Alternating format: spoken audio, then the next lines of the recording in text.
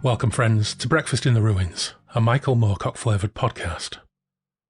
On this show, Dave returns to Derry Toms to pick up the second half of the third instalment in the history of the Runestaff, the tale of Dorian Hawkmoon, Duke of Colne's ongoing quest to gather the tools to defeat his arch-enemy, Baron Melidas of Croydon, and the Dark Empire of Gran Bretagne, and drive them back from their campaign of terror in the devastated Europe of the tragic millennium. So get your wafters on, feed your mutant war jaguars, select an appropriate libation, and join us as we take a look at The Sword of the Dawn, Book 2.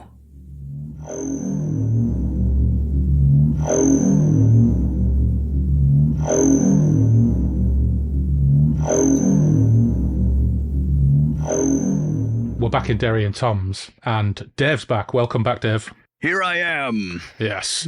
And we are back to cover Sword of the Dawn, Part 2.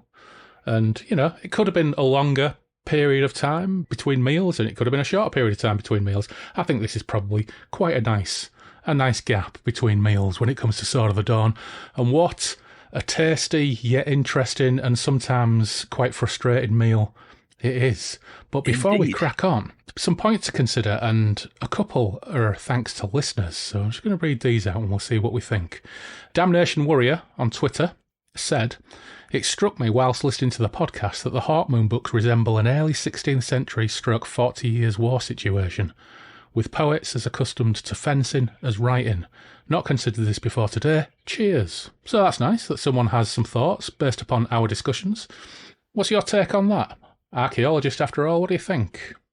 Well, you know, I got to agree. I mean, especially, it's interesting too, because at one point during this, you know, there's some sort of mention of the elaborate decorations that are all over Gran Bretagne and stuff like that. So, you know, I'm seeing like a lot of like Art Nouveau when I'm picturing this, just because A, I love that style, and B, it just seems kind of appropriate, you know, psychedelic and far out and trippy. So definitely like, and again, this is kind of one of those things that Moorcock does so well, is he just, one sentence, and you can just imagine like, okay, well, Gran Bretagne, obviously they have their, you know, human on animal orgies and stuff going on, but also they must have all kinds of great artists and architects and, you know, almost like a crazy Renaissance period to create their insane, weird world, which we, at least in the first part of this, get like a nice little kind of glimpse at, as opposed to many of the other locations that, you know, Hawkmoon and Divert travel to. And this is definitely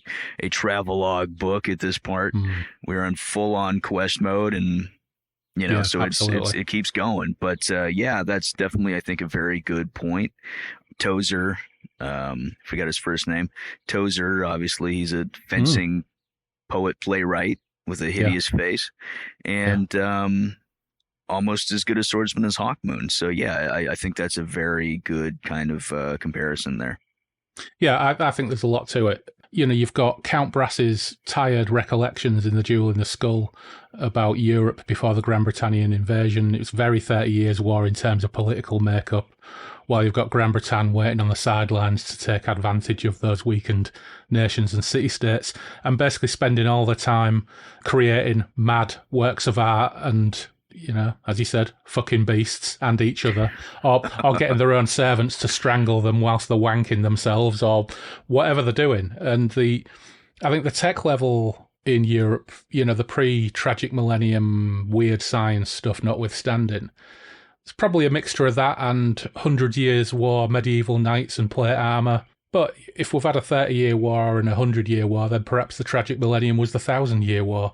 You know, you can read it a number of ways, but all that stuff is really in there. And Damnation Warrior also added that the references to poison air and abandoned cities also give a feel of the devastation from the Black Death. Yeah. And I think that's a really good point as well. I think that's why tragic millennium Europe is such a great setting, because it does draw on a basic level of awareness that we have, so it feels more grounded and tangible. It's not having to create a brand new world. And for me, the Young Kingdoms always feel slightly sketchy by comparison, despite probably, again, arguably, having more pages devoted to it. But also a massive fist bump for Damnation Warrior. He also agrees on the Apaches versus Ornithopters issue. So big fist bump to Damnation Warrior. The second one is Jacob Patton Inman, a.k.a. Smeorgan Baldhead, said via Instagram, "Oi, smashing episode this week. I too did not have very fond memories of Sword of the Dawn, but you and Dave's enthusiasm for the first part reminded me that I actually did enjoy that section quite a bit." I'll probably agree with that. Stay tuned to see what we think about part 2. Yep. But he has posed a question to us. He says, so often we hear about the possibility of a Hawkmoon stroke History of the Runestaff TV series or movie or what have you. But he said, I would agree with your sentiments that Hawkmoon himself is a bit wooden and uninteresting. Do you hope that a possible film stroke TV adaptation would beef up the character to make him more layered, or would it get by having a colourful supporting cast? What do you think? Honestly, I think that we kind of get a bit of that actually in this book, because this whole part 2 is pretty much Hawkmoon and Diverk having little misadventures across dimensions and things like that. And I think that Diverk is a fun character. He's a good, he plays off of Hawkmoon's usual kind of seriousness and stuff like that. And I think you could have something, and I think that is kind of a formula that we have seen before, especially in movies and film. You have like the straight man, and then you have, the more kind of wacky. I mean, I just want to say I would hate to see Divert turn into a typical wacky sidekick, but you know what I mean? Just someone who's a bit more colorful, a bit more witty and stuff like that, while the hero is being the hero. So I think that could completely work if they weren't to change it too much. I also think, I don't know, if you got like just a good enough actor who had enough kind of presence, I feel like Hawkmoon would have to have like a good amount of presence and to kind of carry that. Because if you're that wooden and if you're that kind of uninteresting and you don't have presence, then it's going to fall flat. So it's going to be like someone who really has like an intensity to them, I think. Yeah, you need an innate smouldering charisma on the part of the guy who's going to play that part, don't you? Yeah. Because that really doesn't leap off the page, that Hawkmoon has that smouldering charisma.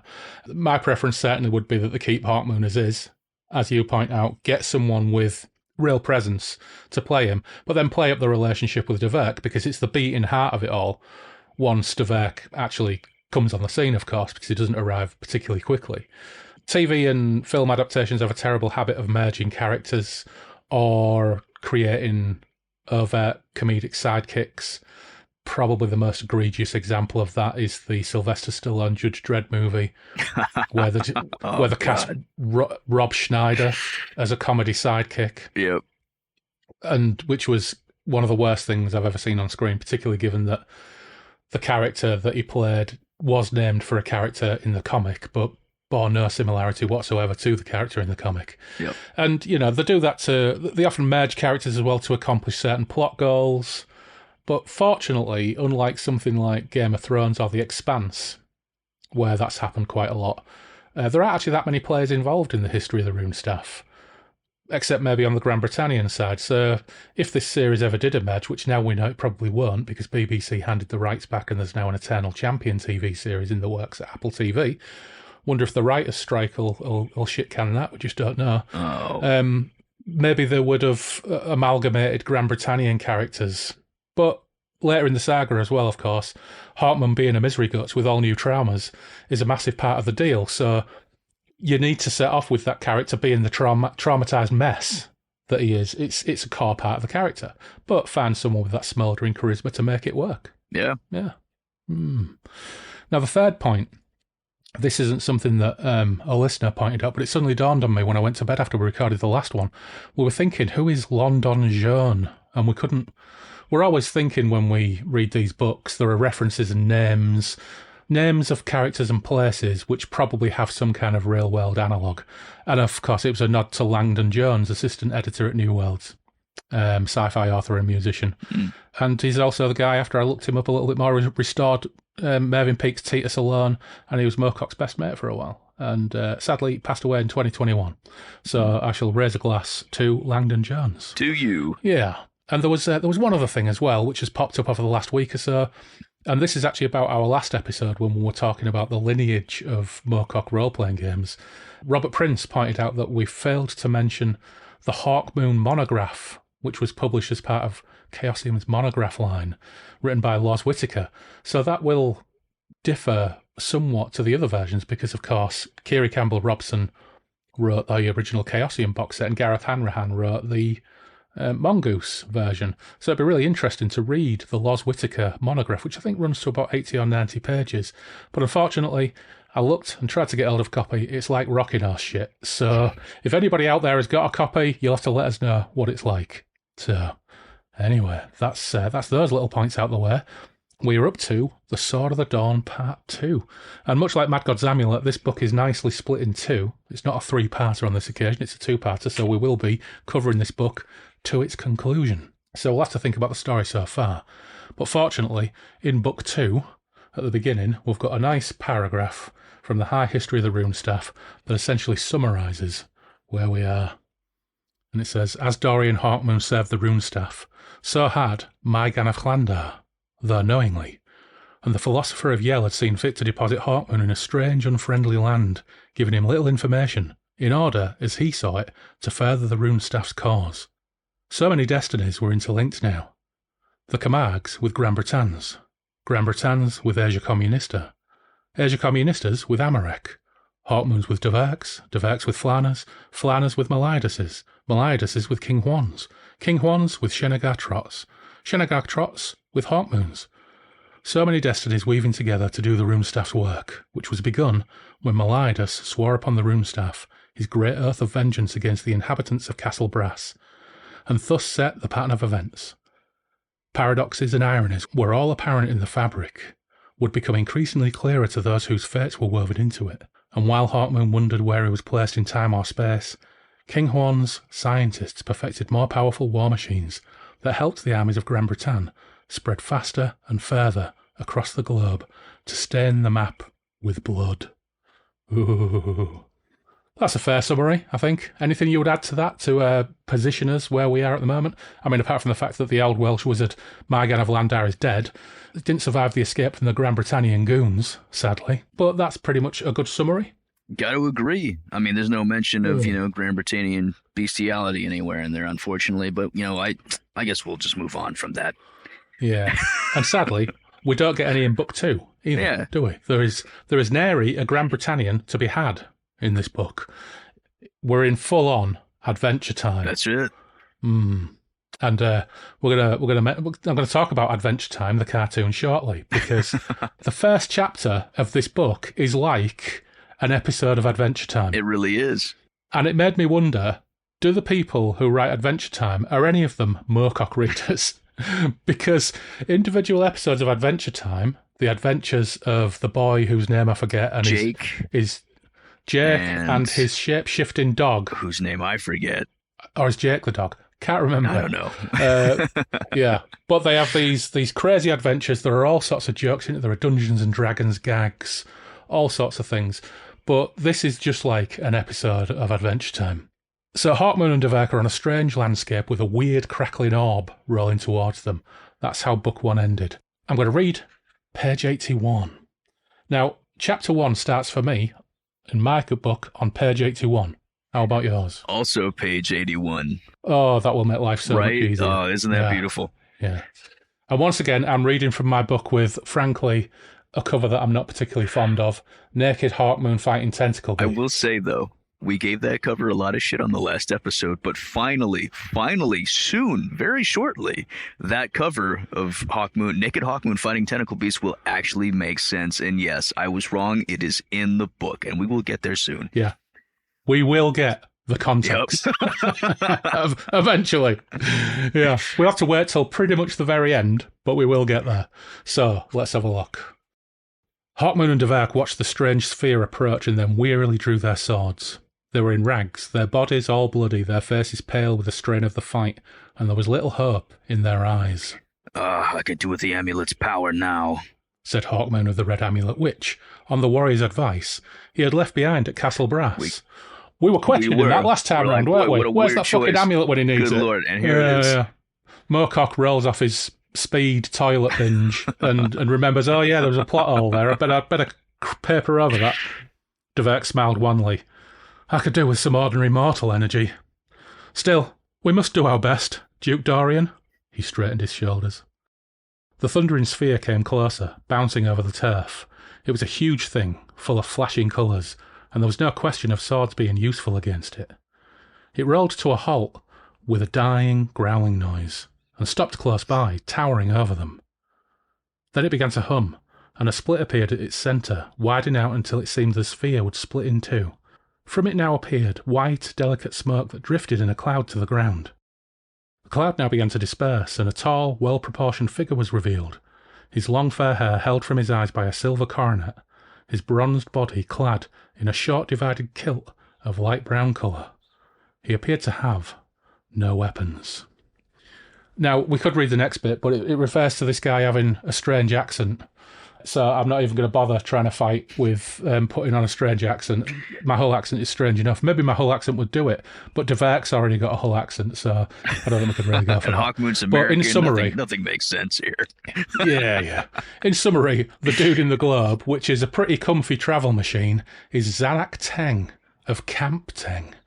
And he doesn't give too much away at this stage, but he offers them a lift to his place and suggests, to their surprise, that he might be able to revive Mygan, and warns them of the Charky. Now, the Charky are definitely an Adventure Time beastie, but the travel sphere arrives an hour or so later at Camp Teng, sinking through the earth to what is a pretty swish underground home of the Teng clan. We won't put any Wu-Teng clan jokes in, but it's pretty high-tech. But the Teng family medics can't revive Mygan, unlucky Mygan, but they can heal Hawkmoon and Dverk's wounds and lay on a pretty fine dinner. And, I think we are going to have to read a little bit, aren't we? They inspected Hawkmoon's and Dverk's wounds and applied dressings. Very shortly, the two men began to feel improved. Now you must tell me how you came to the land of the camps, Zanak Teng said. We have few strangers on our plane because of the Charky. You must tell me of events in other parts of the world. I'm not sure that you would understand the answer to your first inquiry, or that we can help you with news of our world. And he explained as best he could how they had come here and where their world was. Zanak Teng listened with careful attention. Aye, he said, you are right. I can understand little of what you tell me. I have never heard of any Europe or Gran Bretagne, and the device you describe is not known to our science. But I believe you. How else could you have turned up so suddenly in the land of camps? What are the camps? Dverk asked. You said they were not cities. So, they are not. They are family houses belonging to one clan. In our case, the underground house belongs to the Teng family.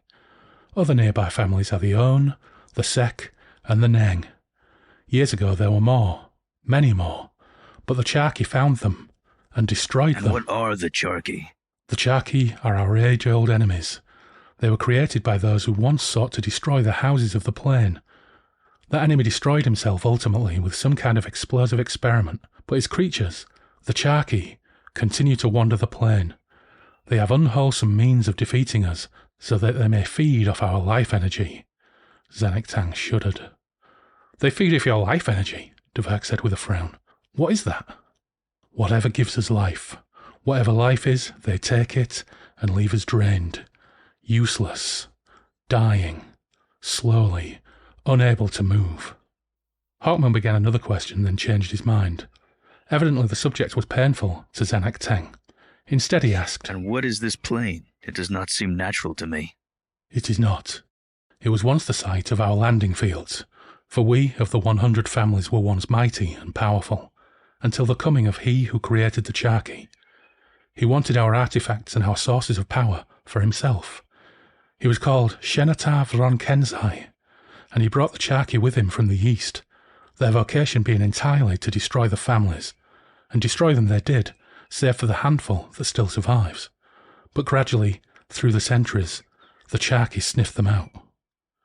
You seem to have no hope, said Dverk almost accusingly. We are merely realistic, Zanak Teng replied, without rancour. Tomorrow we should like to be on our way. Have you maps, something that will help us reach Narleen? I have a map, though it is crude. Nylene used to be a great trading city on the coast. That was centuries ago. I do not know what it has become. I will show you to the room I have prepared for you. There you may sleep tonight and begin your long journey in the morning. Lots and lots of information there. Now we know, because we've read this, that they are in the fabled Amarek, although at this stage, Hawkmoon de Werk, I think, believe they're in Asia Communista. With the names, I mean, it's kind of a good throw off there. Worth discussing that. Nylene, New Orleans. Now, Shenata Vron Kensai. Any thoughts on that one? It almost sounds like Shenagar Trot. Well, I'm thinking Shenata is probably an expansion of senator, maybe. Interesting. So I'm thinking, was there some senator character, some contentious senator character in that area of America in the late 60s? And funnily enough, I came across a review of the Runestaff series in an old fanzine called Luna, issue 8. And the reviewer, a guy called Thomas W. Bulmer, reckons that Shenata one is obvious. Right? So I'm just going to very quickly read his review and we'll see what we make of it. Interesting. Okay, so let's have a look. Now, it doesn't actually help with who the fuck Shenata is, but what does he say? He says, and I'll fill you in a little bit more on this Luna fanzine shortly. So his review says, and there are a couple of contentious points in here for me, says, the first books of the Runestaff tetralogy, The Jewel in the Skull and Sorcerer's Amulet, of course, Mad God's Amulet in America, the Lancer edition was Sorcerer's Amulet, are worth reading, but not particularly necessary for reading these last two books. Those of you who have settled and negative opinions about the New World's brand of SF may be pleasantly surprised by this series. It has genuine, honest-to-goodness heroes comparable to the type Sprague de Camp writes so well about. So for a start, slightly contentious, he said, yeah, this is good, it's a bit like Sprague de Camp. Not sure about that. And the villains are really bad. I think he means bad as in evil. Unfortunately, the villainy of the Grand Britannians, while described in rich and loving detail, is never really made plausible. So maybe he means bad as in rubbish. I don't know. The latter two books abandon a lot of what strikes me as pointless characterisation to concentrate on the adventures of Dorian Hawkmoon and his companion William de Werk, and on the intrigues of Grand Britain. The sorcery is all supposed to be super science, some imported from out there such as the Runestaff itself. As one might expect, it is not handled very well. Only Tarragorm's 50-ton pendulum, merrily swishing back and forth, is really bad. Oh, really? I'm sorry, Thomas Bulmer. I think... Oh, no, I'm thinking of Kenneth Bulmer. Anyway, some of the offhand remarks are quite tantalising. In what strange manner did Meliadus' sister have her slaves slaughter her? And some of the names, Harold Wilson is Harold Wilson, Nylene is New Orleans, Amarek, Asia Communista, Grand Britain, and even Shenata Vron Kensai are all obvious. But can Denmark be Denmark? What are Skvis and Blandsacre did? How does a Duke of Colne end up with a name like Dorian Hawkmoon? Anyway, now that is a good question. Read and enjoy. That is a fair question. So he doesn't like the villains. He doesn't think they're plausible. But what the most interesting thing he says there is that Shenata Vron Kensai is obvious. We are men out of time. Yeah. Listeners, if anybody can put us out of our misery on that one, answers on a postcard, please. So anyway, Luna, also known as Weird Tales creator, was a science fiction fanzine that ran in a couple of forms from the early 60s and on through the 70s, edited by Frank and Ann Dietz. And the only reason I know this is because they're available, all 67 issues, as scanned PDFs on a website called Fanac, FANAC.org. And that is an absolutely incredible treasure trove of science fiction fanzines dating right back to the 1930s. It's absolutely incredible. There are hundreds, possibly thousands of scanned fanzines. It's amazing. But, fair warning, it's a rabbit warren and an absolute time sink. Yeah. I wouldn't recommend looking at it if you're interested in it, but you don't have much time on your hands, because you'll be there forever. Yeah. Anyway, Chapter 2, The Charkey. For all that Moorcock talks about his approaches to fiction, and when you see interviews with him, how literary and deep he is in his discussions about the form of fantastic fiction. Sometimes he just loves writing 3 or 4 pages of absolutely banging horrific action. And this is a really, really good example. And it still appeals to the 13-year-old in me, whilst still managing to placate the more adult and perhaps more critical side of me today. And this is just a really, really great chapter. But funnily enough, going back to that website, and I'm not sponsored by him because there is no money involved, but one of the things I came across was an old fanzine that I had a glance at. I found a 1959 article Moorcock wrote for issue 5 of Vector. And he wrote an article called SF for Junior. So he's writing this in 59. At the time, he's probably 18 or 19. And he's writing this article about how interested he is in genre fiction like science fiction as packaged for juveniles. And it's really, really interesting because at this stage, when he's writing this is less than 10 years later, so he's probably only 28 or 29 when he's writing this. No matter how much he's attempting to stretch the form in his mad speed binge writing sessions, he's still writing instinctively, and often his chief instinct is to write to thrill. And this is a really, really thrilling chapter. It's got violent deaths, mind control weapons, tentacled monsters straight out of Weird Tales, but unlike Weird Tales, with his style involved, there's none of that eldritch, sanity-shattering nonsense language that bogs these things down. It's super exciting and super on one from the very moment it kicks off. Swords versus tentacle monsters, the chapter. Oh, Yeah, just give it to us. And it says, Hawkmoon awoke to the sounds of battle. He wondered for a moment if he had dreamed and he was back in the cave and Dverk was still engaged with Baron Melidas. He sprang from his bed, reaching for the sword that lay on a nearby stool with his tattered clothes. He was in the room where Zenak Teng had left them the previous night, and on the other bed, Dverk was awake, his features startled. Hawkmoon began to struggle into his clothes. From behind the door came yells, the clash of swords, strange whining sounds and moans. When he was dressed, he went swiftly to the door and opened it a crack. He was astonished. The bronzed, handsome folk of Teng Camp were busily at work trying to destroy one another. And it was not swords, after all, that were making the clashing sound, but meat cleavers, iron bars, and a weird collection of domestic and scientific tools utilised as weapons. Snarls, bestial and alarming, were on all faces, and foam-flecked lips, while eyes stared madly. Some insanity possessed them all. So it's super violent. It's all going to shit. They make their way through the thronging violence and find Zanek in his apartments, and he's beside himself with woe, because this is the work of the Charky.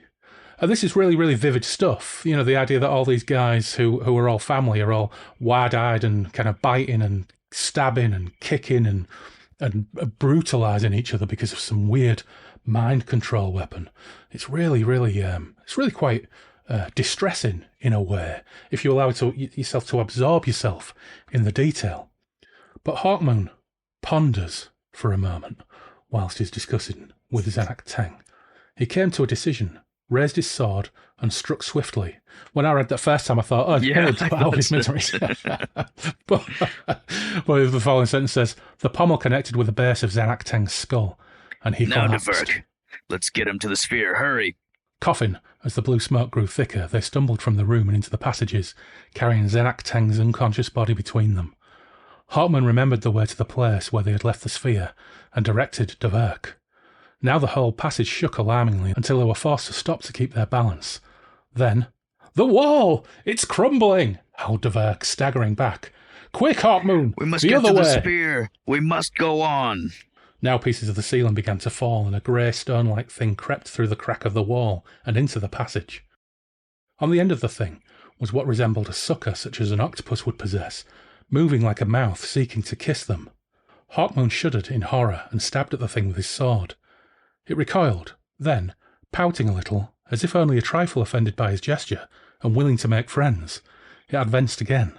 That's not Lovecraft language, is it? That's an entirely different language for a tentacled horror.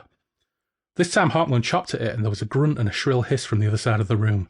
The creature seemed surprised that something was resisting it.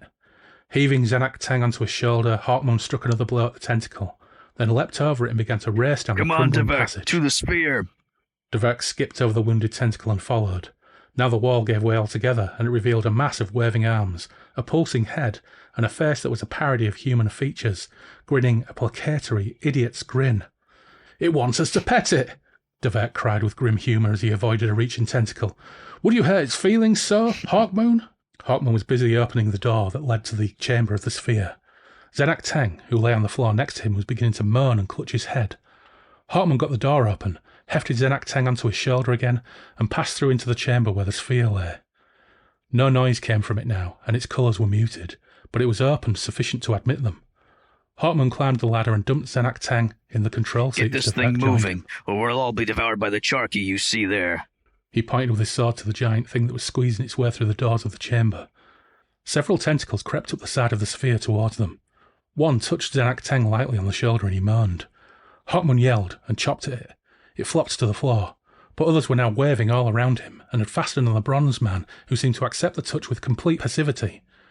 Hawkmoon and Devert screamed at him to get the sphere moving while they hacked desperately at the dozens of waving limbs. Hawkmoon reached out with his left hand to grasp the back Close of the sphere, Zenak Teng! Close the sphere! With a jerky movement, Zenak Teng obeyed, depressing a stud which made the sphere murmur and hum and begin to glow with all kinds of colours. The tentacles tried to resist the steady motion of the walls as the aperture closed. 3 leapt through Devert's defence and fastened themselves on Zenak Teng, who groaned and went limp. Again Hawkmoon slashed at the tentacles as the sphere finally closed and began to rise upwards.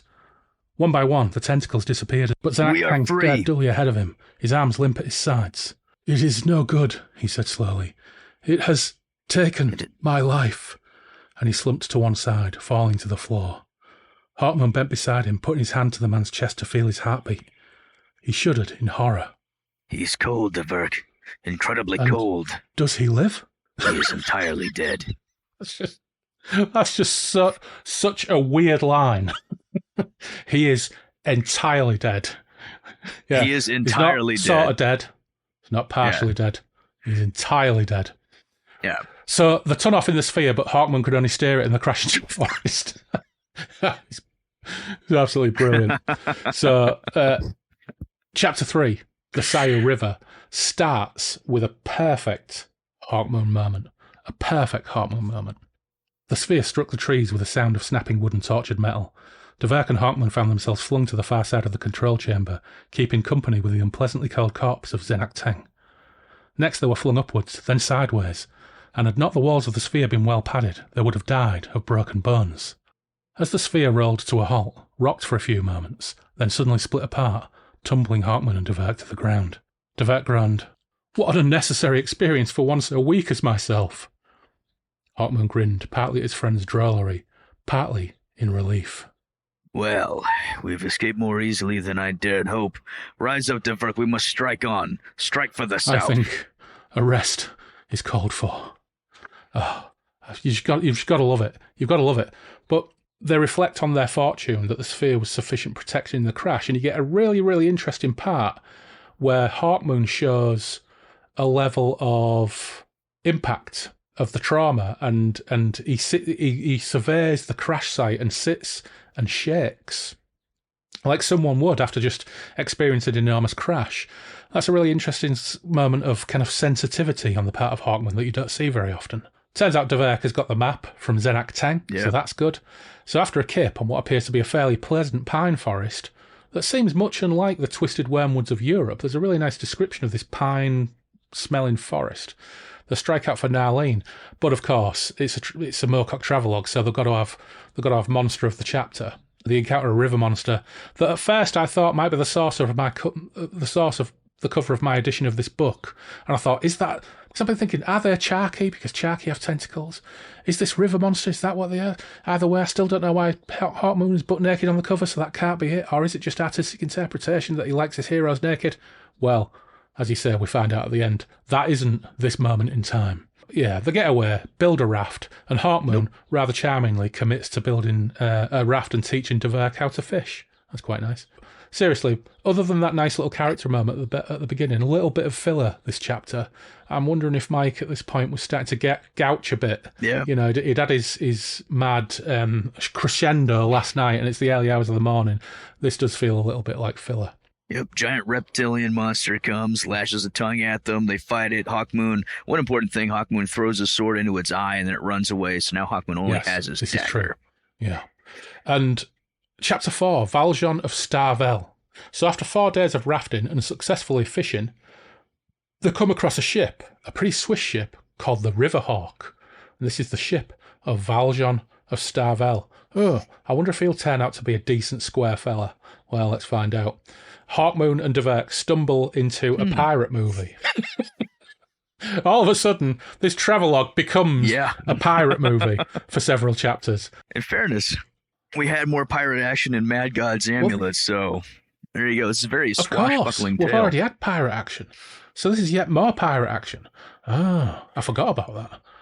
It's a pirate movie on this occasion, though, rather than... it all got a little bit mad with a bit S&M, the Mad God's Amulet pirate section, didn't it? Whereas this is like a classic Burt Lancaster pirate movie, this, complete with urchins that swing on ropes and hit people over the head with clubs. And they show absolutely staggering naivety in getting themselves enslaved as oarsmen really fucking quickly. It's really amazing. Oh, yeah. Yeah. Immediately. And so they realise that they're in trouble and they try and get away, but get caught by being bonked on the head by a swinging urchin. And I did actually think back to Mad God's Amulet at this point because the tone swings so wildly to this like Saturday morning pirate TV show where people get hit on the head by a kid with a kosh and knocked out. I remembered the memories of when you had the terrifying warrior women who were butchering people, and then Deverk and Hawkmoon just comedically wrap them all up in a net. And they're all going, grrr. Yeah, that was the last odd... Yeah, and then proceeded to start knocking them out with their pommels. That was the last odd turn swing. But anyway, they get enslaved to the oars. That gives us an excellent Deverk moment when he says, "Oh, Hawkmoon, this was not meant to be my role in life." Absolutely wonderful. But fortunately, there's a big river battle. The pirates take on a ship. They escape again. They take Valjean hostage. But swinging urchin kid intervenes again. And a fight ensues as they butcher a load of pirates. And just when things start to look a bit dodgy... Well, actually, you think that, but they don't. They don't look dodgy at all. Deverk and Hawkmoon are laying waste around them and butchering sailors left, right and centre. There's a lot of text here for not a lot of goings-on other than them being, as we'll find out, really, really rubbish when it comes to fighting pirates. I think Hawkmoon must have weakness to pirates on his character sheet and has to roll with disadvantage because the amount of time is in the middle of a fight, then gets knocked out by pirates. It becomes ridiculous by the end. It becomes comical. And this is all in the span of basically one chapter here. Yeah. All this fighting, getting fucked over by pirates. Arrive, try and make friends, get fucked over, get enslaved, escape, have a fight, get knocked out again. It's crazy. It's all going on. And you've got all the nautical language as well, like poop decks. Oh, it's all full on. Back to back now, Hawkmoon and Deverk held off the sailors, but it seemed they must soon expire, for more were running to join their comrades. Soon the poop was heaped with corpses, and Hawkmoon and Deverk covered with cuts from a dozen blades, their bodies all bloody. It's a good job they got healed by Zenak Teng, because they were covered in cuts and bruises before, and they're not having a whole lot of success here with keeping their clothes intact, that's for sure. But still they fought. Hawkmoon caught a glimpse of the Lord Valjean. Lord Valjean, we don't really mention what he's like. He's a little bit effete, a little bit... he got really taken by surprise when they took him hostage. He couldn't believe it. He's very snooty, very arrogant, bit slimy. Hawkmoon caught a glimpse of the Lord Valjean standing by the mainmast, watching from out of his deep-set eyes, staring fixedly at him as if he wished to have a clear impression of his face for the rest of his life, if need be. Hawkmoon shuddered, then returned his full attention to the attacking seamen. The flat of a cutlass caught him a blow on the head and he reeled against Deverk, sending his friend off balance. Together they collapsed to the deck, struggled to rise up, still fighting. Hawkmoon took one man in the stomach, struck another's lowering face with his fist, heaved himself to his knees. Then suddenly the sailors stepped back, their eyes fixed to port. Hawkmoon sprang up, Deverk with him. The sailors were watching in concern as a new ship came swimming from the cove, its white schooner-rigged sails billowing with the fresh breeze from the south, its rich black and deep blue paint all agleaming in the early morning sunshine, its sides lined with armed men. "A rival pirate, no doubt," Deverk said, and used his advantage to cut down the nearest sailor and run for the rail of the poop. I could never be a sailor. Hawkmoon followed his example. I know. I'm sorry. I'm like... Hawkmoon followed his example and...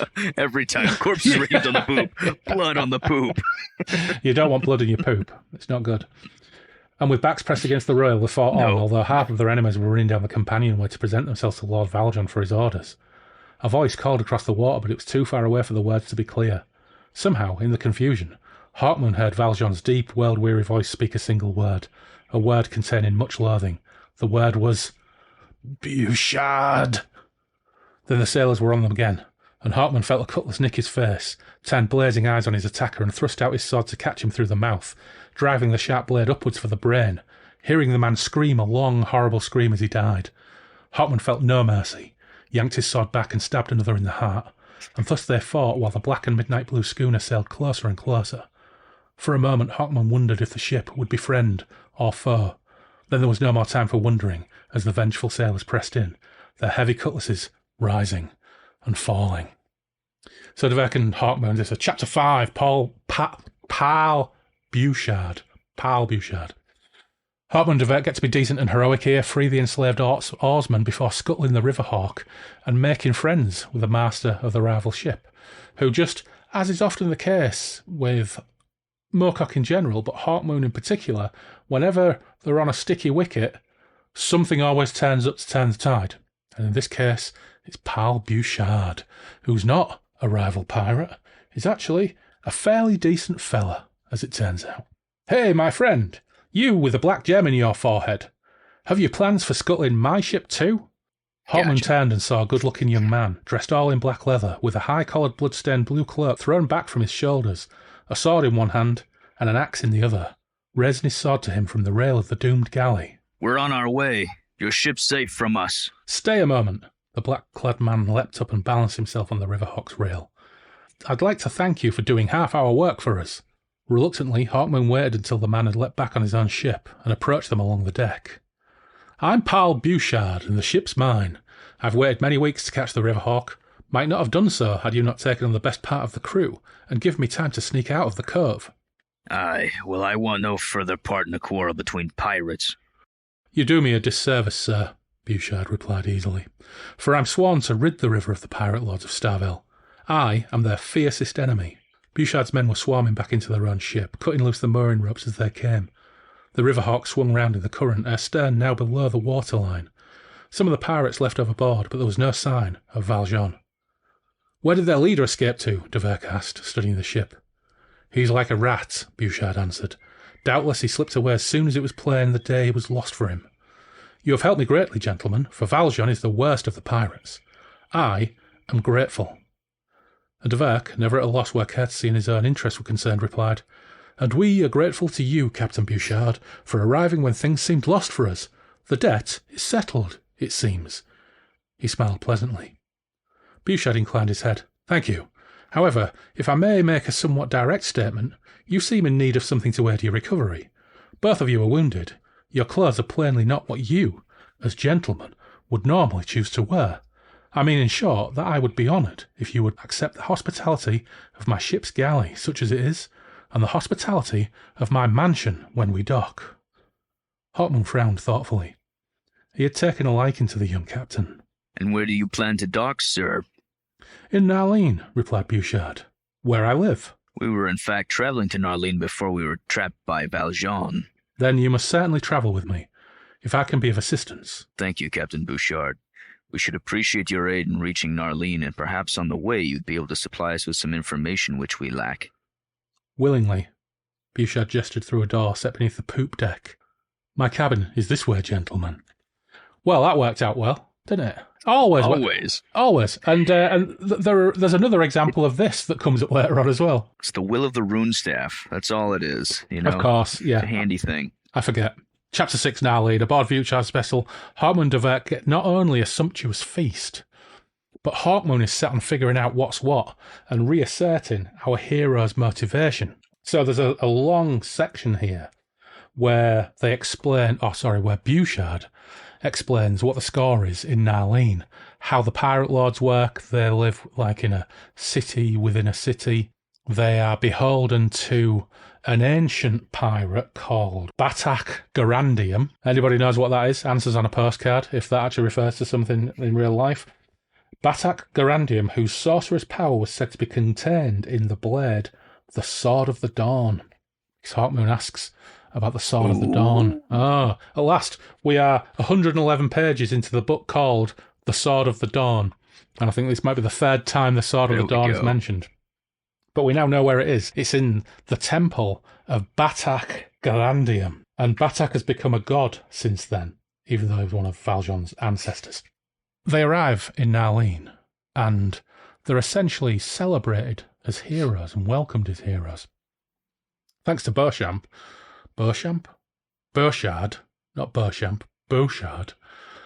introducing them to the adoring crowd.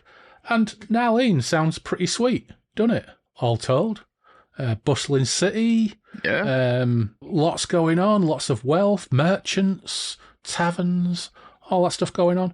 We also find out a little bit about the world. It appears that actually Narleen is pretty swish, not massively damaged by the apocalypse. They trade 200 or so miles in either direction down the coast with other cities that survived whatever happened, whatever, destroyed the world. And it all looks pretty sweet. Apart from the fact that they have this city within a city run by these pirate lords who demand tithes from everybody. And Beauchamp, what's his fucking name? Beauchard has taken it upon himself to take them down. But not everybody is particularly happy. In particular, all of that is encapsulated and channeled through a grumpy merchant called Veronique, who's, Beauchard, you'll get us all in trouble. The pirate lords won't stand for this. It'll be worse for us in the end. And he's a bit of a whinger. And I expected Veronique, because he's got this introduction, to come back and have some kind of impact on things. Yeah. It's a bit odd, this, because it's like, and not only is Veronique introduced, but we also get a reference to Veronique's son as well. And I think we could probably read between the lines that Veronique's son runs off and dobs him into the pirates, but we'll get to that in a moment. But they go to Bouchard's mansion and, well, hot babe alert, Jolena Bouchard is a raven-haired, vivacious lass that Deverck instantly starts to flirt with, has some fun flirty company for the evening, so, of course, what does Hawkmoon do? He sulks and moons over Yzelda and says, I'm going to go to bed. Even Bouchard can't cheer him up, and he tries to fuck off to bed like a misery guts. But events get in the way when a servant delivers news that Bouchard's ship is aflame at the docks. Oh no. Well, it was Valjean, of course. We learn from a rider that throws Bouchard a message from the pirate. It includes a bill for the ship, crew, 40 slaves, and the loot aboard. And who turns up just to stick his oar in? Veronique. Veronique turns up, so I told you, it's going to be bad for us. Veronique is an absolute tool. They get back to the mansion. They also find from Jelena that Valjean called on her just to be not only to be a creep, but also to tell her to pass the message to Bouchard that he must announce the following day that he's going to cease to bother the pirates, he's going to throw down his arms, and Bouchard is totally shaken by it all. So he's a bit down in the mouth. But Hawkmoon, being a fairly stout fella, despite the fact that he's a misery guts, bucks him up and offers the support of himself and Deverck. And Deverck's happy to go along with this. And it's interesting in this book, I think, that whilst in previous books, and even the Mad God's Amulet, there was always a sense that Deverck still might be a turncoat. I think this book has completely abandoned that now. Do you have any kind of sense that Deverck might still have a seed of wronging in him? Not really. He just seems more like a lovable scoundrel type in this part. I mean, he's just, he's getting laid, he's getting paid, he's going on quests. He's just having himself a good old time, and him and Hawkmoon definitely seem like genuine friends and allies at this point. So it seems like all that, and also his ridiculous, ostentatious coughing seems to have stopped for the most part. It does a little bit. He still occasionally says, this isn't for me, this isn't the life for me, when he's experiencing hardship. But I do think that Dverk, the character, just loses something by this point, because he's at his best when you think that he is along for the ride and is with Hawkmoon whilst it serves his agenda. And that at any given point, there could be a moment. It's good to keep in your mind that sense with this character that it provides a little bit more dramatic tension if there's an idea that he might still... Because this, after all, is a guy who was wearing Grand Britannian armour probably 3 weeks ago in story time, and now is completely kind of come over. Although there is that gap where the Camargue is in the nowhere land, isn't there? So maybe there's a little bit more time elapsed than that. I do love Dverk, but I do think his character suffers a little bit for him being so passive on the journey and just being Hawkmoon's foil. But it's still great.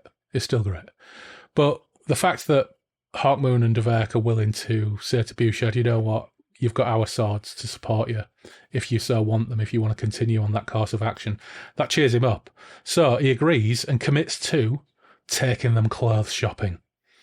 Now, I think what the Hawkmoon books have really, really lacked, that we get lots of in some of the other books, is fantastic descriptions of a character's tasty clobber. And we get a bit. It has been too long. It has been way too long. At last we get it.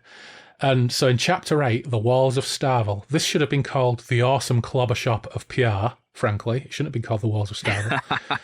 But Hawkmoon, Dverk and Bouchard commit to a show of nonchalance, and they go out in taverns having lunch and being carefree, showing themselves to the people. And then they go clothes shopping in Pierre's, haberdashery, whatever it is.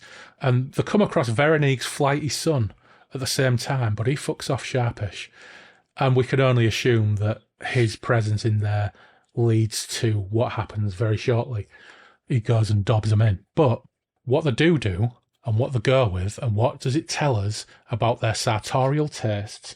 Because on page 124, the last 2 paragraphs, we find out what they pick off the shelves. They haven't been provided with these clothes.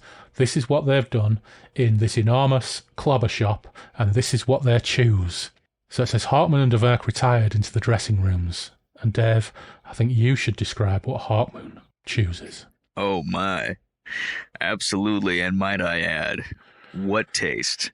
Hawkmoon had a shirt of silk in a deep lavender shade, a jerkin of soft, light-colored brushed leather, a scarf of purple, and fine, flaring breeches that were also of silk and purple that matched the scarf, which he knotted about his neck. These breeches he tucked into boots of the same leather as the jerkin, which he left unbuttoned.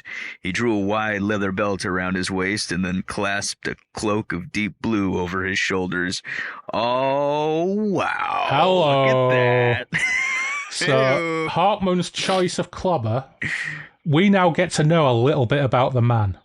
His choice of clobber is purple silk wafters, a purple scarf, a leather jerkin that he leaves open to show off his bare chest. Man, this guy is making a statement here. And my respect for Hawkmoon instantly went up several notches when I pictured him in this get-up. Yeah. And actually, by comparison, Dverk is a little bit disappointing, because Dverk had taken for himself a scarlet shirt and matching breeches, a jerkin of shining black leather and boots that were also of black leather and reached almost to his knees. Over this he drew a cloak of stiff silk, coloured deep purple. Well, that's nice. I'm into his deep purple cloak. He was reaching for his sword belt when there came a shout from the shop. But before we get to that, let's talk about Dverk's choices. Before he puts his purple cloak on, right?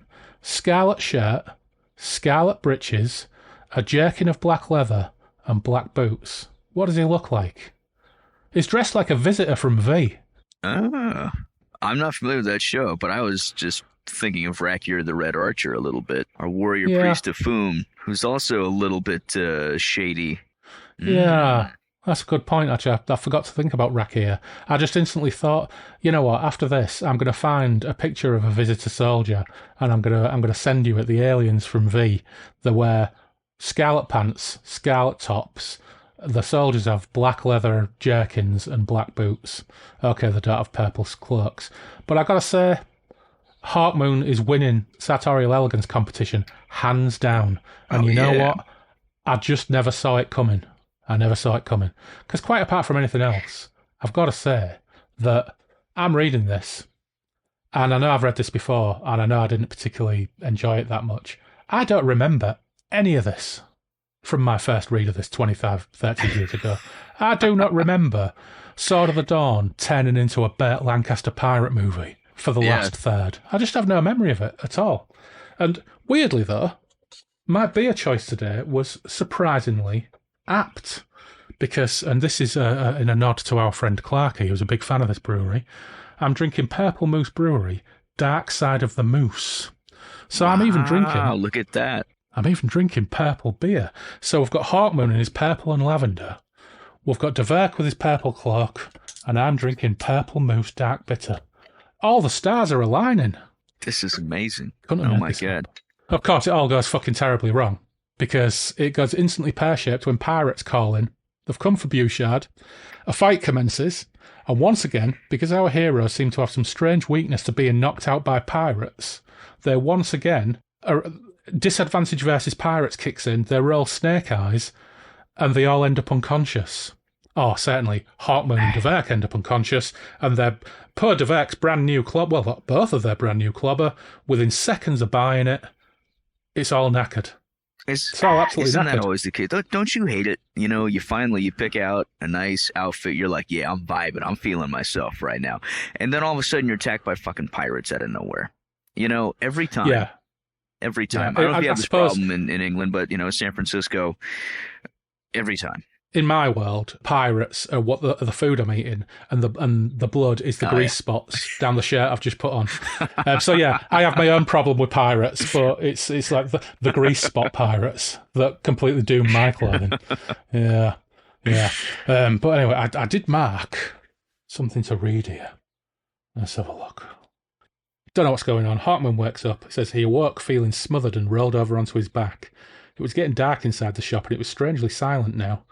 He staggered up, his sword still in his hand. The first thing he saw was Pierre's corpse sprawled near the curtains of the dressing room. Oh, no need. Poor Pierre. That's outrageous. He had such fucking great stock. The second thing he saw was what seemed to be De Werk's corpse lying stretched across the bale of orange cloth, blood covering most of his features. Hawkmoon went to his friend, put his hand inside his jerkin, and with relief heard his heart beating. Like him, it seemed, De Werk had only been stunned. What is it about these pirates? Doubtless the pirates had left them behind, intentionally, wanting someone to tell the citizens of Narleen what befell those who, like Paul Bouchard, offended the Lord Valjean. Hawkmoon stumbled to the back of the shop and found a pitcher of water. He carried it back to where his friend lay and put the pitcher to De Werk's lips. Then he tore off a strip from the bale of cloth and bathed the face. The blood had come from a broad but shallow cut across the temple. De Werk began to stare, opened his eyes and looked directly into Hawkmoon's. Bouchard. We must rescue him, Hawkmoon. Hawkmoon nodded bleakly. Aye, but he is in Starvell by now. No one knows that, but us. If we could rescue him and bring him back, then tell the city the story, think what that could do for the citizens' morale. Very well. We shall pay a visit to Starvell and pray that Bouchard still lives. We must climb those walls somehow, De Werk. We shall need equipment. Doubtless we'll find all we need in this shop. Come, let us move swiftly. It is already nightfall. Hawkmoon fingered the black jewel set in his forehead. His thoughts went again to Yzelda, to Count Brass, Oladan and Beaugentle, wondering about their fate.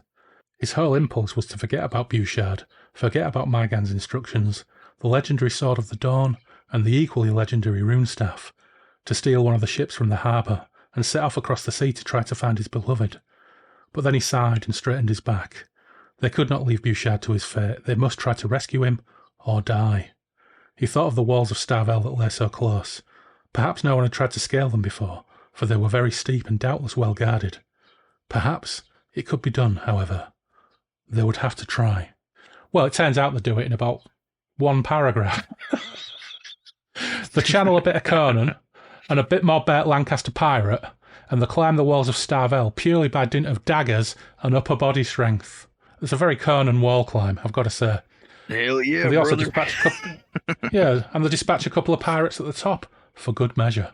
They survey the sights and sounds of Starvel and intend to find the temple wherein hangs the Sword of the Dawn, but they're interrupted by a macabre procession. And this is where it all gets a bit Hammer horror pirate movie at this point, which is quite cool, actually. I quite like all this stuff. The best kind. Yeah, it's great. Torchlight began to flicker, and huge shadows swam into the street ahead of them. Hawkmoon and Deverk backed away into the darkness, watching as the procession began to file past. It was led by Valjean himself, his pale face stark and rigid, his eyes staring straight ahead of him as he rode a black horse through the streets towards the palace where the beacon burned. Behind him were drummers, beating out a slow, monotonous rhythm, and behind them another group of armed horsemen, all richly clad and plainly the other lords of Starvel. Their faces too were set, and they sat in their saddles as stiffly as statues, but it was that which came behind these pirate lords that chiefly caught the watcher's attention. It was Bouchard. His arms and legs were stretched out on a great frame of bent whalebone that was fixed upright upon a wheeled platform drawn by 6 horses, led by liveried pirates. He was pale, and his naked body was covered in sweat. He was evidently in great pain, but his lips were pressed grimly together. On his torso strange symbols had been painted, and there were similar markings on his cheeks. His muscles strained as he struggled to free himself from the cords biting into his ankles and wrists, but he was securely bound. That's good stuff. Very, very Hammer horror. This whole temple bit does have some similarities with what we read recently in the Queen of the Swords Part 1. We went to a weird temple where horrible things were happening to people. Very similar. And I think they were written around about the same time, so maybe Moorcock was into his Hammer horror at the time as well. Anyway, they follow the procession, and they didn't know where the temple was, but the procession goes to the temple. Once again, convenient. Probably the Runestaff. Maybe. But inside the temple, there's a horrific scene of blood sacrifices, and just in case we haven't twigged yet, Valjean and the pirates, definitely wrong uns. So Hawkmoon and Deverk, disgusted as they see the sacrifices hung on frames, being bled into a pit of blood in which creatures writhe. We'll get into it. And that Valjean is about to take a knife to Bouchard. So they decide enough is enough, and they charge in. But they still have disadvantage against pirates. And again, I think this might be the 3rd or 4th time they charge into battle with pirates and get knocked out. It's actually Good getting Lord. A little bit ridiculous now.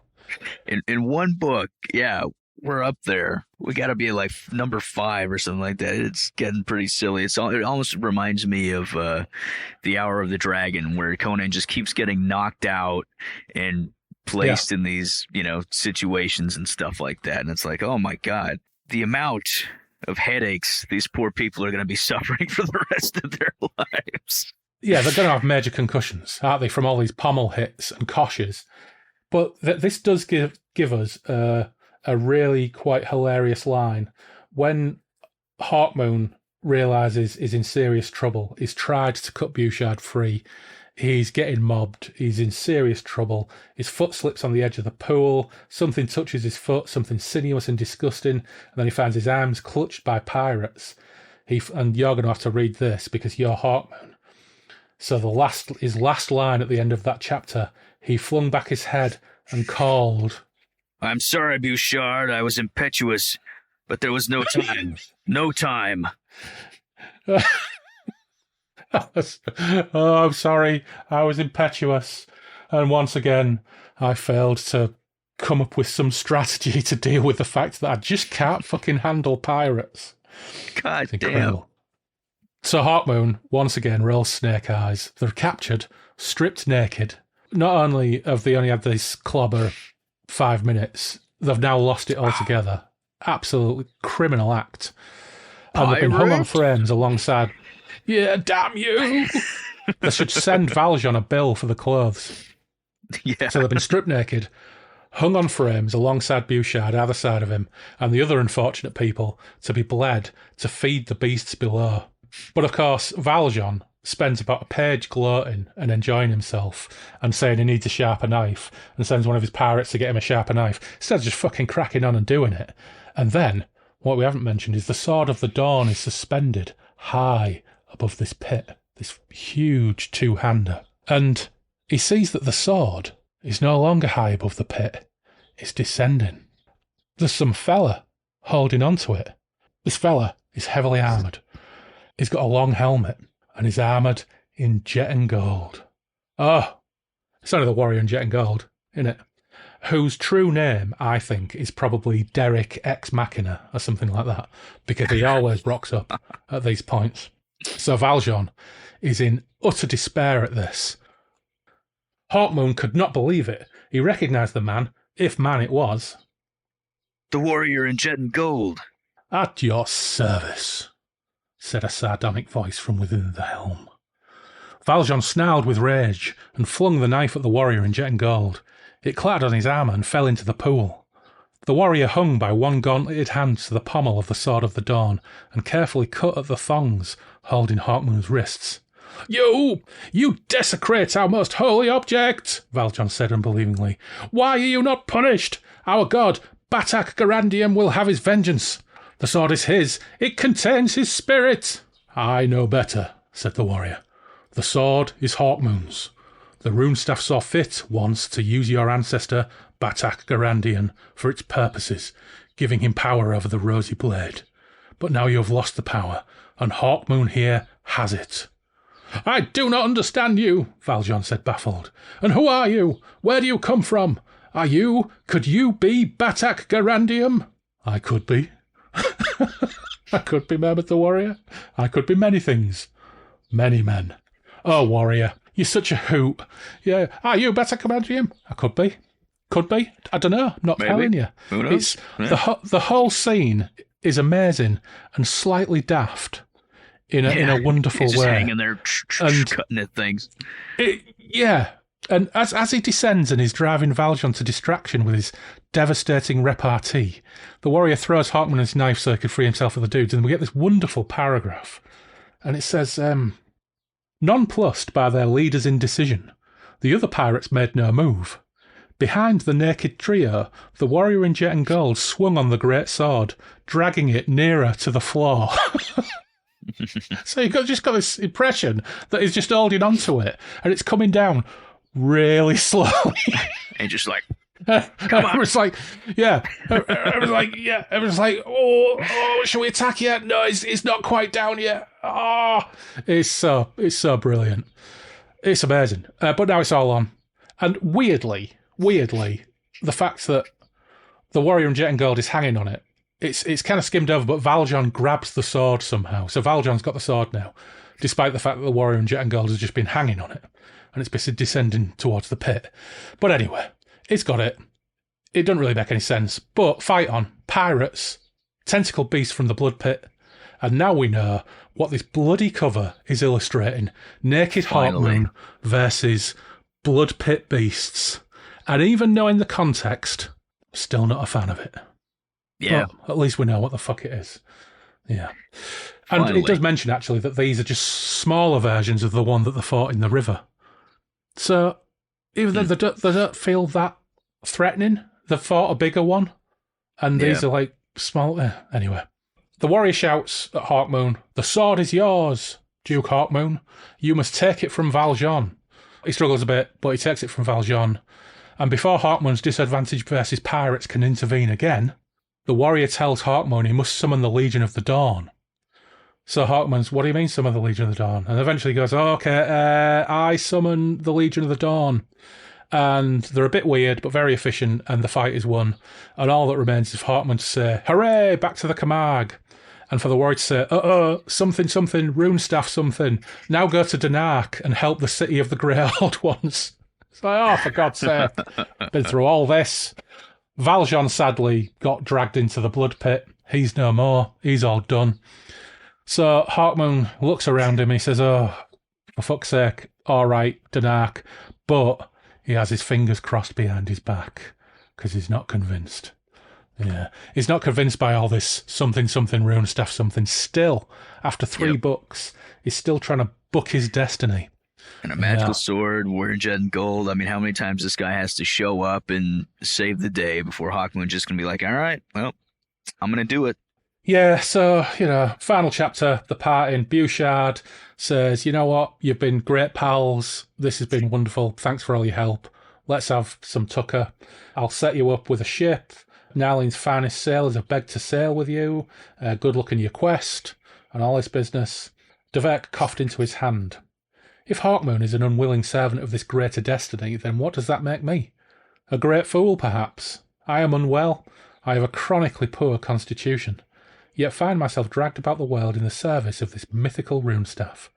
Still, it kills time, I suppose. Hawkmoon smiled, then turned almost anxiously to mount the gangplank of the ship.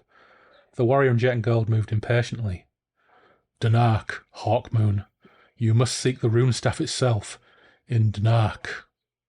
I heard you, warrior.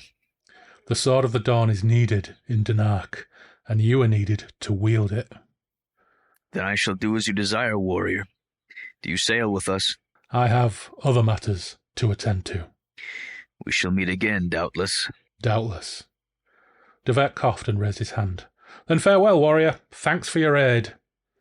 Thank you for yours, replied the warrior enigmatically. Hawkmoon gave the order for the gangplank to be raised and the oars to be unshipped. Soon the ship was pulling out of the bay and into the open sea. Hawkmoon watched the figures of Bouchard and the warrior in jet and gold become smaller and smaller and smaller, and then he turned and smiled at Dverk.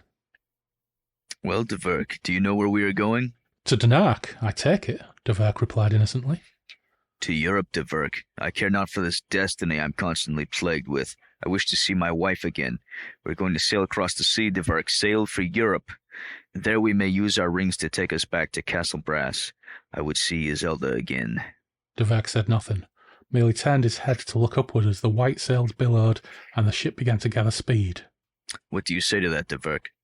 I say that it would be a welcome rest to spend some time in Castle Brass again. There's something about your tone, friend. Something a trifle sardonic. What is it? Aye. Maybe I'm not as sure as you, Hawkmoon, that the ship will find its way to Europe. Perhaps I have a greater respect for the Runestaff. You still believe in legends like that? Why, Amarek was supposed to be a place of godlike people. It was far from that, eh? I think you insist on the Runestaff's non-existence too much. I think your anxiety to see Iselda must influence you very strongly. Possibly. Well, Hawkmoon, time will tell us how strong the Runestaff is. Hawkmoon gave him a puzzled look and then shrugged, walking away down the deck. Dverk smiled, shaking his head as he watched his friend. Then he turned his attention to the sails, wondering privately if he would ever see Castle Brass again.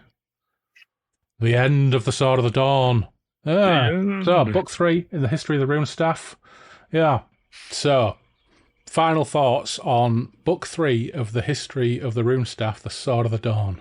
You know, it's definitely, if you want blood, you've got it. It's action-packed. It moves very quickly. But ultimately, there are a lot of new kind of characters introduced, but most of them are not really very significant. Janak Tang, if that was his name, I'm already forgetting him. The people in Starvell or whatever. It's interesting. Like it's very action packed. It's an entertaining second half of a book. It's definitely not slow at any time, but it also is just kind of like a little bit throwaway, kind of forgettable. I mean, it's fun, but it's nothing that's really seems very significant to the overall plot or the overall kind of events that are occurring in the world. It's a nice little kind of secondary adventure. You get to see different parts of Amarek. You get to kind of see what that's like. For me, it's kind of very forgettable until we kind of actually get to the end there in the Blood Temple with the Sword of the Dawn, and the warrior's back, and some of the stuff very Deus Ex Machina, very on rails plot armor kind of stuff going on. Way too many get knocked out by pirates. I mean, it's just it's a classic. Okay, you get knocked over the back of the head, and now you're another thing, and all right. But ultimately too, like the one thing that stuck out was just like, oh well, the pirates clearly just wanted them to live so they could tell of the tale, but so they killed the boy, but they left the two guys who killed all of everybody alive. I mean, anyway. So some of that stuff, if you think too much about it, obviously it kind of falls apart a little bit, but ultimately entertaining, some fun ideas, and at least it doesn't linger too much on any of that stuff. Yeah, this is throwaway stuff, and it's definitely the case with Moorcock during this period when he's writing his trilogies or his tetralogies, whether it's Coram or Hawkmoon. There is a lack of substance, and he is writing these books in 3 days to knock them out and send them to publishers. And even as throwaway adventure stories, I still consider them to be better than, for example, Spragged Camp throwaway fantasy stories. Even though I'm not hugely familiar with a lot of Spragged Camp's own original work, I've read a lot of his Conan pastiches. I have read a couple of bits and bobs of his standalone fantasy work, and I do find it a wee bit weak. Yeah. But there's a problem where I really like the first half of this book. I really like all the Grand Bretagne stuff, the fact that it develops the villains. And then we get the second half of the book where you're absolutely correct when you talk about Zenak Teng and co. Whilst it's interesting, whilst I really, really enjoy that chapter of carnage and tentacle monsters and strange mind weapons, I love that chapter as a standalone thing. But does it actually move the story forward in any way other than getting them from A to B? No. It adds nothing to the mythos particularly, other than to say that, somewhere in Amarek there are clans who live underground. Even when it becomes a Burt Lancaster movie for the last 4 or 5 chapters, it's all perfectly serviceable, entertaining.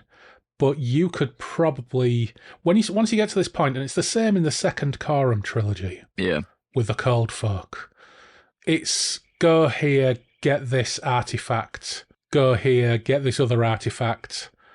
And you're introduced to things and scenarios which really are of no relevance other than to have a rollicking read for a few pages. So as a throwaway book, fine, great. It's actually better than I expected it to be from that perspective. I had fairly dim memories of it. I did actually quite enjoy it on that level. But if you think about the beginning of the history of the Runestaff and the climax of the history of the Runestaff, if you chopped out 2/3 of this book, would it suffer? There's actually an argument to say that you could have an abridged version of the history of the Runestaff that's 250 pages long, which would be a fucking epic. Yeah. I mean, honestly, because, like all of that stuff, I mean, with all the other kind of Deus Ex Machina stuff that goes on, I mean, nobody would question it if Maigan of Landar's rings just took them right to Narlene, I mean, he's a, sorcerer with advanced technology that can teleport people, so why would they end up necessarily in the middle of some weird plane to be stumbled upon by these underground dwelling, super hunks, and then have all that unfold? You probably could have just taken them right there, and foregone all the pirate stuff, because they could have just gone right there, maybe met some of the people that they meet there, and then there it is. There's the Sword of the Dawn, and then there's the cult. Because all the cool cult and the temple stuff is fun. I mean, that's just classic, kind of pull good times. I mean, I like all that kind of stuff, and it's well done by Moorcock, and it's fun. And but I feel like definitely the majority of book 2 could have been completely cut out, and it would have worked just fine. I enjoyed reading it for what it was. The Narlene and Pirates section, I thought it's fine as a standalone story, but that could be a Steve Costigan story. That could be a random Robert E. Howard story. It could be a Conan story. It is so generic. I think that's the problem with the pirate stuff. Once they leave the Teng camp and get aboard Valjean's ship, from that point onwards, it doesn't feel like the world anymore. Yeah. It feels like a really generic pirates versus God-fearing folk. The heroes get involved, and it turns out that the pirates are also into dark sacrifice. It's a bit weird. It's a bit like a gothic pirate story that feels almost a little bit more in the William Hope Hodgson wheelhouse. Yeah. Conan by way of William Hope Hodgson, I suppose. Hope Hodgson was a bit less explicit than all this type of stuff, I think it's a very weird, interesting point. Different. Yeah. It is kind of like, Yeah. it almost seems kind of almost more like a Howardian kind of story, but without. And this is, I think, the thing that most, kind of imitators or pastiches of Howard, they always fall flat. Now, obviously, Moorcock's great, but Moorcock's great at being Moorcock. He's not necessarily great at being Howard. Yeah. So when you have, like the pirate stuff and everything like that, it's also, especially because the tone is so different. It's Howardian without actually being Howardian. You know what I mean?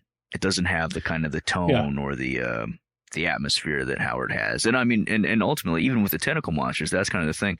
I feel like the language that Howard or Lovecraft or Hope Hodgson or Clark Ashton Smith, like that kind of sort of more flowery, which I love. I love that. I think it's great when it's done well. Personally, just the atmosphere that it creates and all that, I think is really, really something. And Moorcock doesn't necessarily do that. So it kind of, it just seems like, I feel like this is kind of like a problem too, that like a lot of like adaptations of those works have, like it when they're put like to screen, for instance, it's more like a streamlined, okay, here's the thing, here's the action.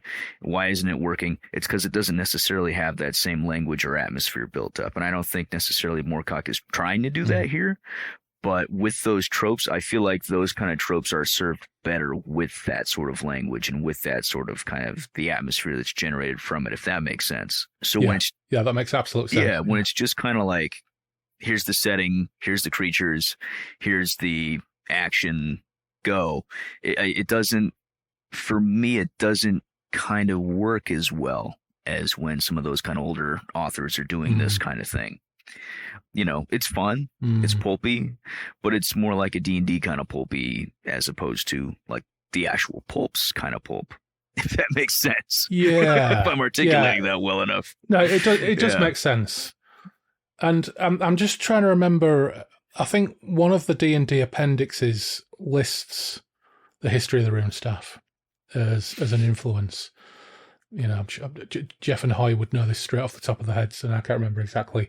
But I'm sure the history of the Runestaff is listed in one of the D&D appendices. Might not be Appendix N in the first edition D&D. I can't quite remember. And it always puzzled me that history of the Runestaff, out of all the Moorcock stuff, was listed. But now, having read this section of the Sword of the Dawn, I'm like, yeah, this would make a perfect D&D game. And it's funny thinking back, we were only discussing the role-playing game aspects of Moorcock on the last installment. Of course, UI and Clarkey discussed sort of sandboxing Moorcock and what are the Moorcock-esque bits. Before reading this, if I joined a game and someone said I'm running a Moorcocky game and it was this pirate adventure, I'd be scratching my head. Yeah, this would not be what I would be thinking of. If they ran this as a game, it's absolutely 100% on brand Moorcock because we've just read it. Yeah, and it would be a fun game. And I think the reason why it suffers for me, maybe, it'd be great. And I think the reason why it suffers for me ever so slightly is that reading book 2 as standalone for doing this, maybe a couple of months after reading book 1, which we did for the last installment, I kind of read it as an all-in-one thing. Had I read this book cover to cover, I would have had whiplash. Yeah. Going from the first half, which is all that development of Gran Breton, to the second half, which is throwaway, a little bit generic pirate, entertaining though it is. I don't know. I think maybe I'm just expecting too much. But I could say I'm expecting too much of this book. It's throwaway pulp genre fiction. But even within the context of its own framework, reading the book from cover to cover from book 1 to book 2, it doesn't work particularly well. But I suppose if you were to read this, if you had the hardcover of all 4 History of the Runestaff's books, and you read that cover to cover over a couple of days on holiday, this might sag a bit, but then it'll get good again. So it depends. It's all about the framework in which this sits, isn't it? Read it as a standalone, interesting, entertaining. Read it as the second half of the Sword of the Dawn, I would be disappointed. Read it as part of a massive book, the History of the Runestaff. This is a moment perhaps where it sags, where you think that could have been edited down a little bit, but on the whole, it works as part of the whole. So I suppose it all depends on the angle from which you attack it, doesn't it? Yeah. Maybe that's one of the weaknesses of this podcast, is that we do things in bite-sized chunks. But it's not a weakness, damn it, because I enjoy it. So that's right. It's all right. Yeah. But yeah, ultimately, I can see why especially, you were saying that, recollections of this book were that it was pretty weak, if not the weakest in the series. And yeah, because I think literally over half of it is pretty forgettable stuff, especially following the strength of the first part, when there is so much delving into these characters. And again, I mean, as we were saying, Hawkmoon is not a particularly interesting protagonist, but the world he inhabits is really interesting. And so getting more of, Grand Bretagne, Meliadus, who is a very interesting character, and all that kind of stuff going on in the first half. By the time you get to this, it's action packed, sure, but like it's just it's kind of throwaway. It's not so. It's really just not as interesting, No, for me, it belongs in another book. It seems to belong to another book, all this stuff. But at the end of the day, it doesn't. It is where it is, and we'll just have to find out next if Dunark is as throwaway and uninteresting before we actually get back to the Battle of the Camargue and the battle at the Gates of Londra, which we know we've got to look forward to, and we know are going to be fucking epic. Oh, yeah. So this is all about the journey, isn't it? And what a journey this was. This whole thing was a travelogue, this entire part 2. Thanks, Dave, for coming back to Derry Toms, and we'll pick it up again soon with, what's the last one called? The Runestaff. Yes.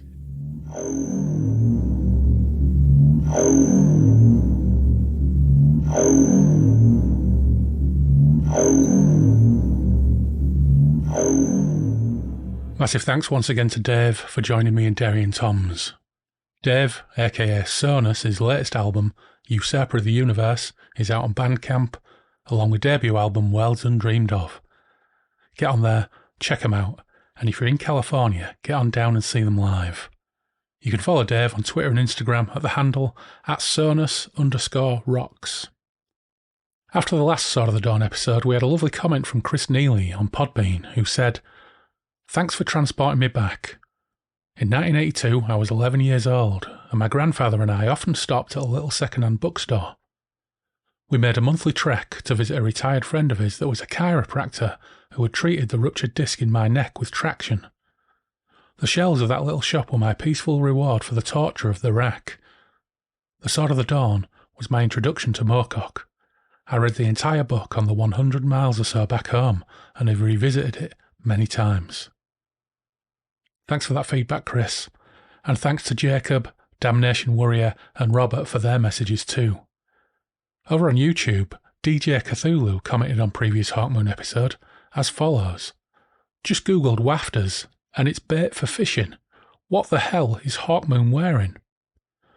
I fully understand your confusion, DJC, but wafters is old hull parlance meaning flares or pantaloons. And DJ Cthulhu also let us know that the Sheffield pub in Threads used to be his local.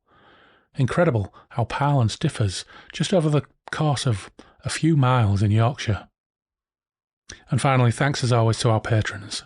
First, those without tier, Anthony Piconti, Tim Cardos, Dave Dempster and Sebastian Weetabix.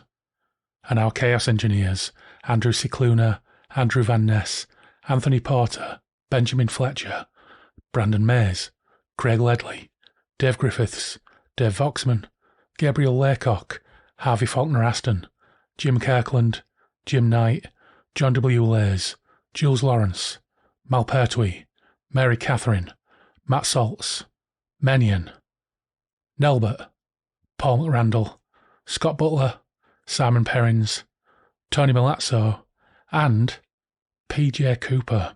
Now, PJ, I have an apology to make. You've been a patron for a few months now, and because I'm terrible at admin, I failed to update my list and have missed you off the last few shows. So an extra special thank you to you, and an assurance that Brute of Lashmar is in the galley stewing up some of his finest pickled ploons, along with a leg of something or other that has been maturing for a few weeks. Good luck keeping it down, but he means well.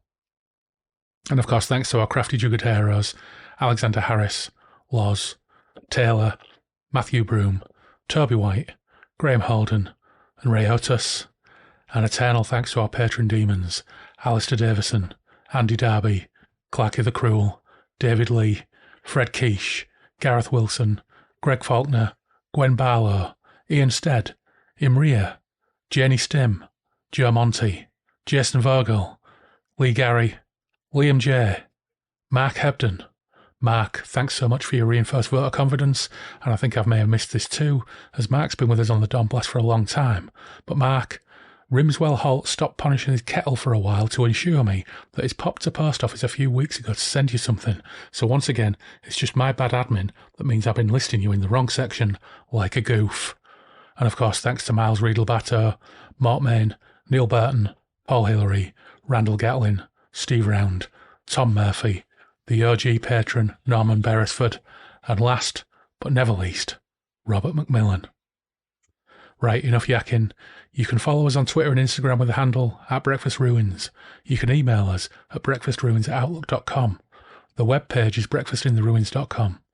BITR Breakfast in the Ruins Radio is live on Radio Garden or via the web player at breakfastintheruinsradio.blogspot.com. We have our Patreon page too. There are a few extra odds and sods on there. But for now, take care, stay safe, and we will meet again soon on the Moonbeam Roads.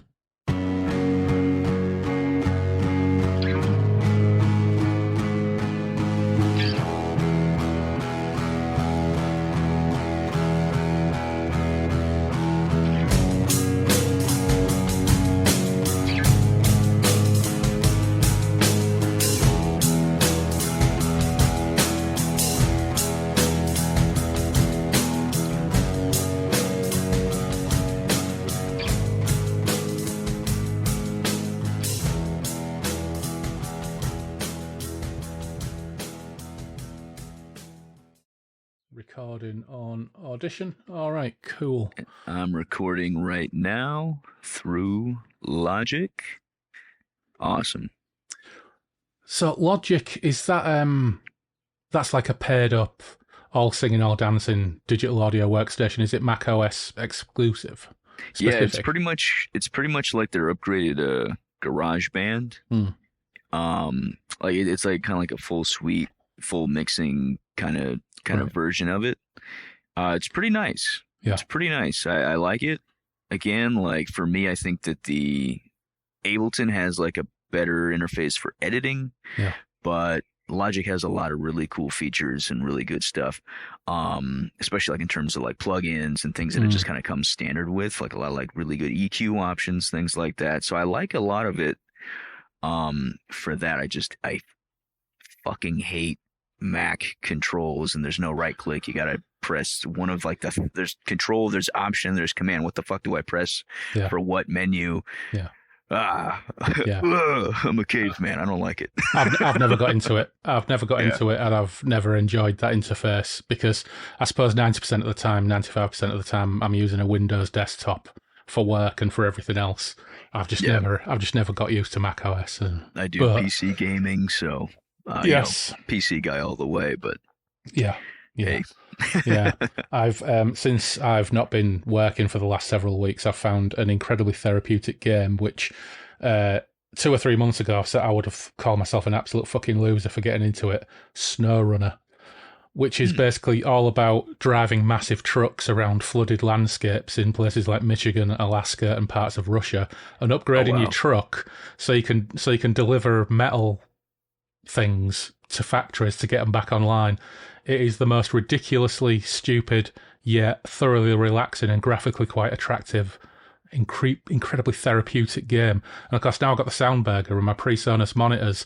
I can have the computer sound out of them and I can also have the line in, and it will play both simultaneously. Oh, there you go. I could stick a record on and I can just trundle around and spend 15 minutes stuck in mud and not fucking care.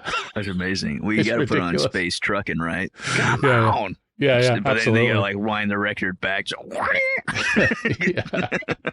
remix. Yeah, damn right. But anyway.